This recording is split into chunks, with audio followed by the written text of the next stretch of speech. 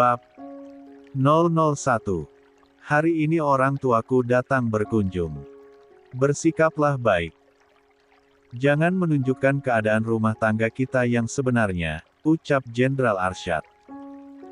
Pria berseragam hijau tua dengan pretelan aksesoris sebagai anggota TNI tengah menikmati makanan di hadapannya tanpa ada niatan menatap sang istri. Wajahnya sangat tampan dan rupawan, hidung mancung, alis tebal serta mata bak seekor elang yang tajam, ditambah lagi postur tubuh yang tinggi dan agak berotot menjadi daya tarik tersendiri bagi kaum hawa yang melihatnya. Termasuk wanita yang telah dinikahi selama 3 tahun ini. Dialah Azarin Nafisa. Wanita yang masih berusia 23 tahun itu, tampak geram mendengar perkataan suaminya. Jari lentiknya meremas sendok hingga buku-buku tangannya memutih. Kata Mas, aku harus bersikap baik di hadapan orang tuamu. Azarin menyunggingkan senyum kesal. Apa pernah aku tidak bersikap baik selama ini? Selama 3 tahun kita menikah. Imbuhnya penuh penekanan. Mendengar hal itu, pria yang terpaut usia 4 tahun di atas sang istri, menghentikan aktivitas makan, lalu menatap wanita berhijab kuning muda itu. Aku hanya mengingatkan saja, maaf jika kata-kata itu menyinggung hatimu, ucapnya terdengar tenang, tetapi terasa dingin dan menyebalkan di mata Azarin. Jenderal Alaska meneguk air segelas hingga tandas, lalu bangkit dari tempatnya duduk. Selain karena mengejar waktu apel di kantor, dia juga ingin menghindari perdebatan pagi ini dengan Azarin. Aku pamit. Tunggu. Potong Azarin cepat.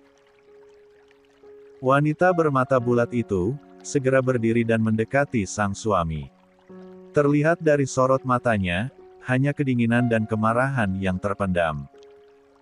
Aku ingin kita bercerai, Mas, ucap Azarin dengan gamblang. Sontak saja, pria di depannya itu mengangkat sebelah alisnya. Yang mana menurut tafsiran Azarin, sebagai pertanda sebuah pertanyaan. Aku ingin kita bercerai saja, Mas. Ulang Azarin, lalu memalingkan wajahnya ke lain arah. Kurasa 3 tahun ini cukup untuk aku bersandiwara atas pernikahan ini. Dan kali ini aku yang memilih mundur. Kamu yakin? Tanya Jenderal. Masih dengan menatap Azarin dari samping, mencoba mencari jawaban yang sesungguhnya. Aku yakin, Mas. Aku sudah lelah dengan sandiwara ini. Siapa yang bersandiwara?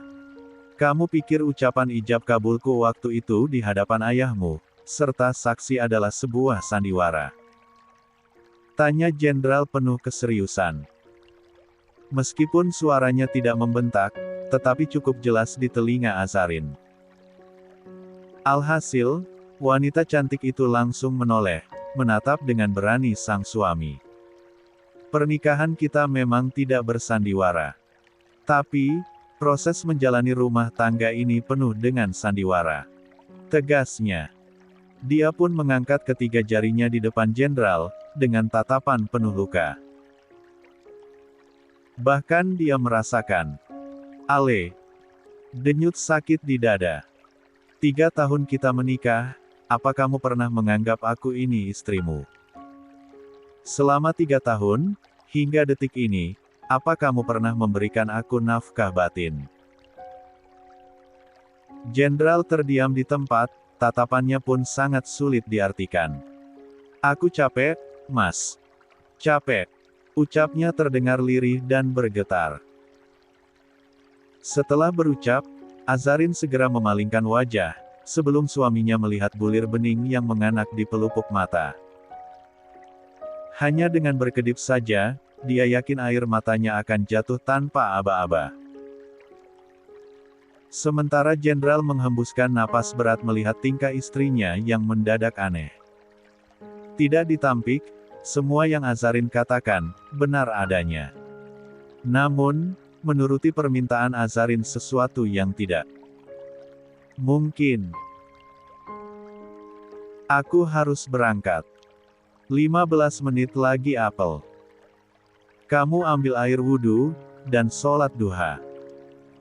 Biar pikiran dan hatimu tenang, ucap jenderal, lalu melangkah meninggalkan ruang makan. Di saat itu juga, air mata Azarin jatuh mengalir, senyum nanar terlukis di sudut bibirnya saat menatap punggung lebar sang suami yang kian menjauh dan akhirnya menghilang. 3 tahun menikah, hanya mendapatkan sikap dingin suaminya. Entah apa salahnya, atau dia sangat menjijikan sampai untuk tidur seranjang saja, tidak pernah terjadi. Azarin kembali duduk di kursi makan, dan menangkupkan wajahnya di atas meja beralaskan kedua tangan. Tangisannya pun, semakin menjadi, tubuhnya bergetar hebat berharap dengan menangis, rasa sesak di dadanya memudar. Puing-puing ingatannya mulai bermunculan, tersusun bagai puzzle yang tak ingin dia ingat lagi. Semua bermula dari perjodohan sang ayah, hingga dia merasakan neraka pernikahan ini. 3 tahun yang lalu, tepat dia berusia 20 tahun. Sore itu, saat dia baru saja pulang dari rumah kerabatnya semasa kuliah. Demi menghindari kemarahan sang ayah, karena pulang sudah nyaris gelap, sengaja dia tidak memasuki pintu ruang tamu, dan memilih melewati pintu samping. Kemudian berjalan mengendap-endap menuju kamarnya yang berada di lantai 2.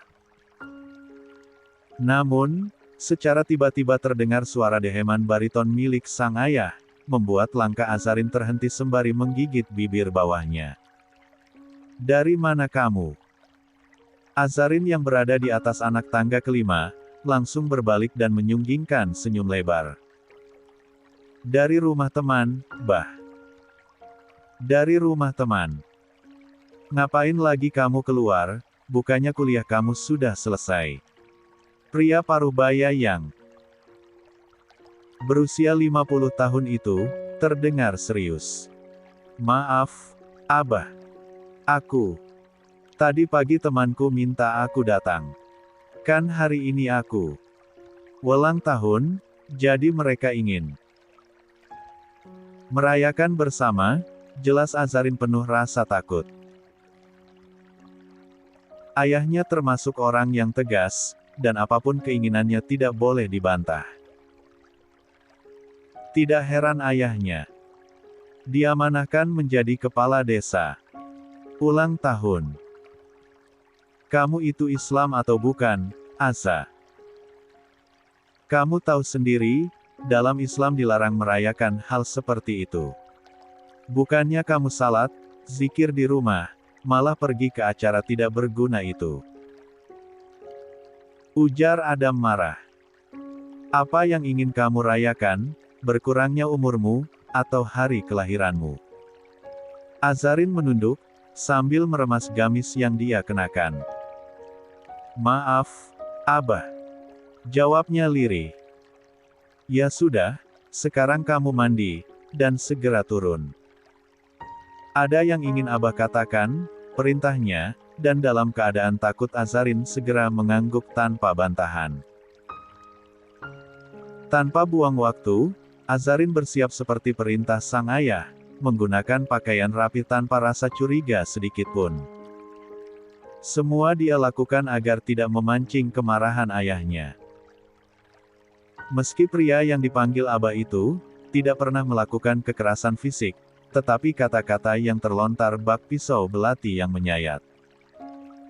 Hanya 30 menit Azarin selesai bersiap dengan penampilan ala kadarnya ketika di rumah. Dia menuruni tangga menuju lantai dasar sembari bersenandung ria. Abah, sapa Azarin penuh keceriaan sembari dia duduk di ruang tengah. Di ruangan itu, tidak hanya ada ibunya Herlina, tetapi sang kakak juga. Kakaknya bernama Alea Humaira, yang kini berprofesi sebagai dokter umum di puskesmas desa mereka. Usianya hanya terpaut 3 tahun dengan sang kakak. Ada yang ingin Abah katakan pada kalian berdua, ucap Adam terdengar sangat tenang, tetapi cukup memantik rasa penasaran kedua gadis tersebut.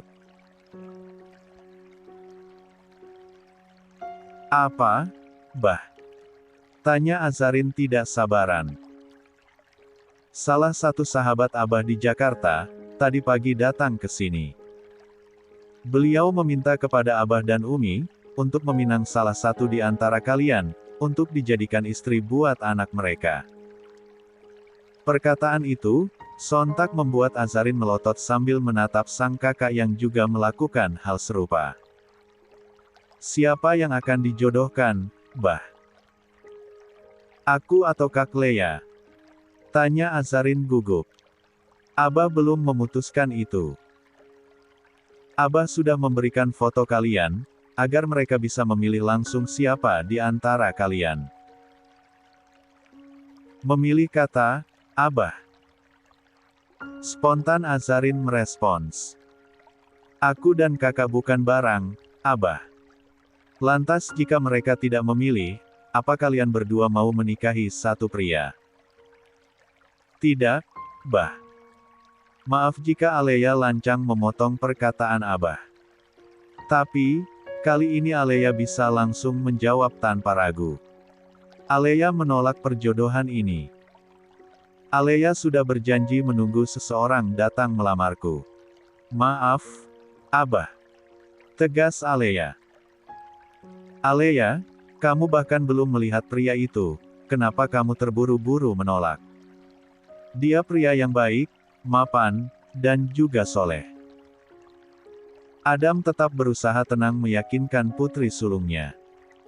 Namun, Alea justru menggelengkan kepala. Abah kan tahu, aku masih mau mengejar impianku. Aku mau ambil spesialis kedokteran, Bah. Kenapa bukan Aza saja? Dia belum bekerja, belum memiliki calon suami. Kak. Tegur Azarin, dia tidak percaya kakaknya bisa dengan enteng menyebutkan namanya. Tega ya, kakak bicara kayak gitu. Aku memang baru selesai wisuda, tapi bukan berarti aku gak punya impian. Setidaknya kamu tidak punya komitmen dengan seorang pria, Asa. Kata siapa aku gak punya. Kakak jangan sok tahu dengan hidupku. Jika memang kakak ingin menolak, stop membawa namaku demi menyelamatkan diri kakak. Ujar Azarin marah. Alea menatap kembali kedua orang tuanya. Aku minta maaf, Bah, Umi. Aku menolak perjodohan ini. Setelah berucap, Alea segera beranjak meninggalkan ruang tengah. Sedangkan Azarin terpaku di tempat dengan raut wajah bingung. Dia mengusap wajahnya begitu kakaknya tidak lagi terlihat. Aza juga minta maaf, Bah. Azamen. Jangan asal menolak, Azarin. Orang ini yang telah menyelamatkan nyawa Abah. Abah punya utang budi sama beliau. Abah mohon, kamu pikirkan, nak. Anggap saja kamu membalas jasa kedua orang tuamu.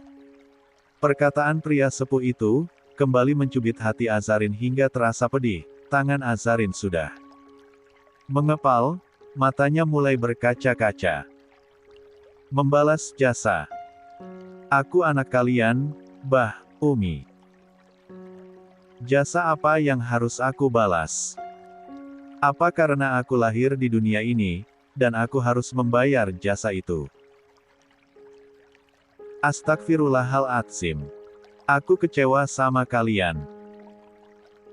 Azarin berdiri, dan segera berjalan meninggalkan ruang tengah. Namun, suara jeritan ibunya membuat Azarin panik dan segera menemui orang tuanya. Abah, Umi. Seru Azarin cemas melihat sang ayah terlihat sesak napas sambil memegang dada. Panggil kakakmu sekarang. Perintah Herlina menjerit. Tak ayal, Azarin segera menuju kamar sang kakak, dan meminta untuk turun. Kepanikan itu terjadi begitu cepat, dan Adam mendadak harus dilarikan ke rumah sakit karena terkena serangan jantung. Sementara Azarin terus menyalahkan dirinya atas kejadian itu. Hingga tak terasa waktu terus berputar, 1 minggu setelah kejadian malam itu. Azarin memutuskan menemui sang ayah yang baru saja bangun dari koma.